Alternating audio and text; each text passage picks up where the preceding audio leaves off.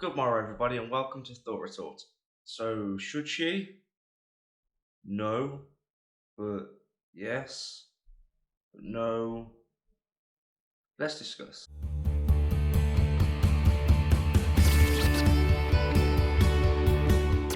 My initial reaction and completely understandable emotional response was hell to the no.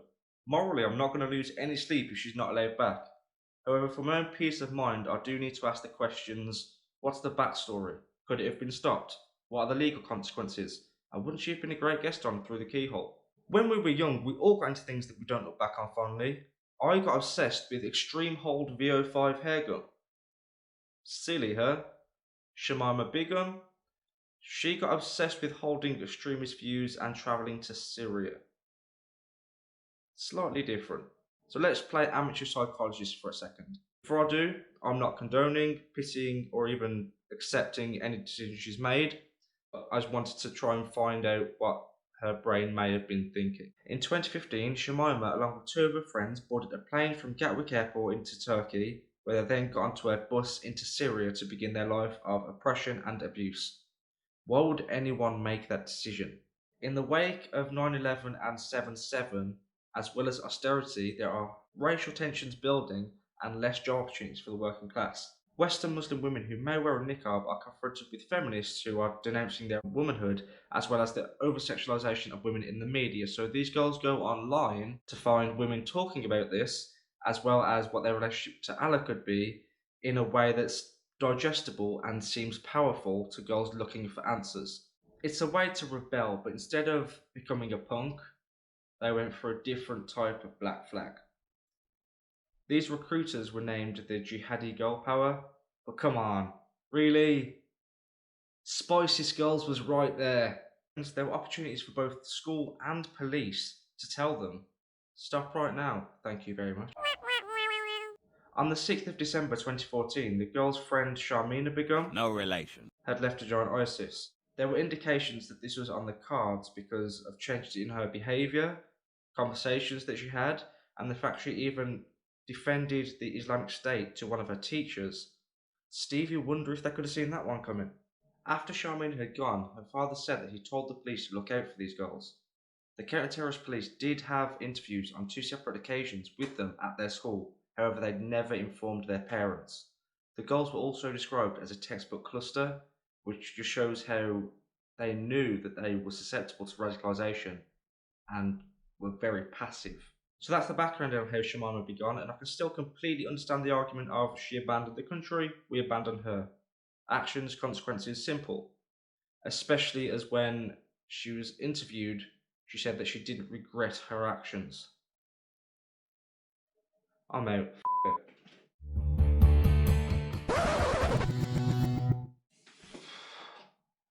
As much as I would love to, I'm too rational for my own good. The next step is to look at the law being used to remove this girl's citizenship, to see if I, a guy who researched for a week and as close to law as I ever came was watching Samo's show, can try and understand this. There are two arguments in this, the first being should she be allowed back in the country to appeal her citizenship revoking, and the second, should that revoke be unrevoked. These two questions have been blended together, but they're actually two separate questions. There are two main points that go along with this though, one being why should we pay for her to come back, and two, she's a danger, why should we bother giving her her citizenship back? Those are two valid points. I believe I have an answer for at least the first part.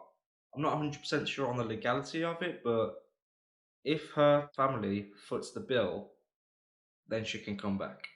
The second part is more complicated, and I've agonised over that to the point I was questioning whether to even make the video.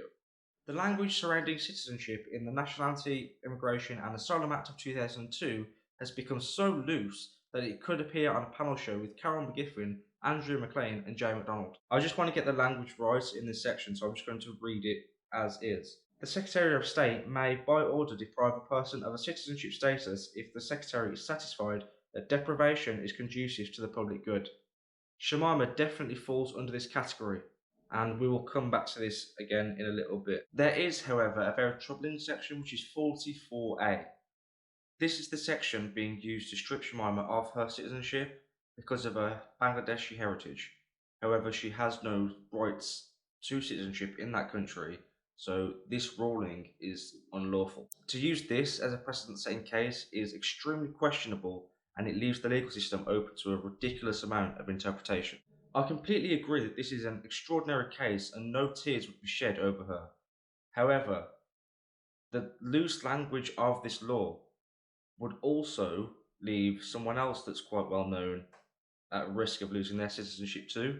According to how the Secretary of State's opinion is swaying, if the deprivation is conducive to the public good that we mentioned earlier is taken at face value, that could also account for a man who was born in America, has damaged public trust in government by illegally proroguing Parliament, lying to the Queen, failing to hold members of his own team to the same standards expected of the British public in a pandemic. Also, just a little side note, I'm pretty sure Jacob Rees-Mogg would fall into this category. I'm not actually sure on what his heritage is, but I would put money on him being a stick insect like alien race that has learned human behaviour from Victorian novels.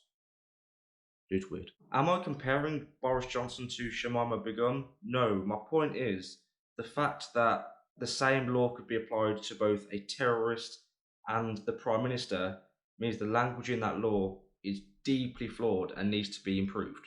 The ever-relaxing wording of these laws is dangerous to the public good because who's to say in 20 years what comes under conducive to public good? Maybe an immigrant that's lived and worked in this country for 50 years but dissents on a government decision, or maybe a British-born person who, I don't know, called out a historical figure on being racist. Add some nuance to some of our historical figures, such as Churchill, who was instrumental in defeating Nazi Germany, also very racist. So my opinion is this. The way that the law is currently written, it is more dangerous to strip a terrorist of their citizenship and keep the weak wording that may even devolve further than, and I can't even believe this is actually my view, than to allow her back.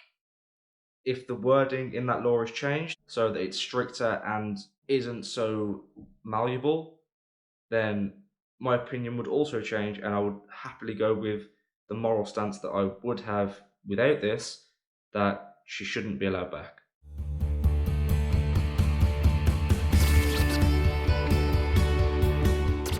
Thank you for watching Thought Retorts. If you've enjoyed this episode, please like, comment, subscribe, click the bell, all of that. Share, please, if you really love it, if you really hate it, and you want people to be like, "Fuck this guy," please go ahead.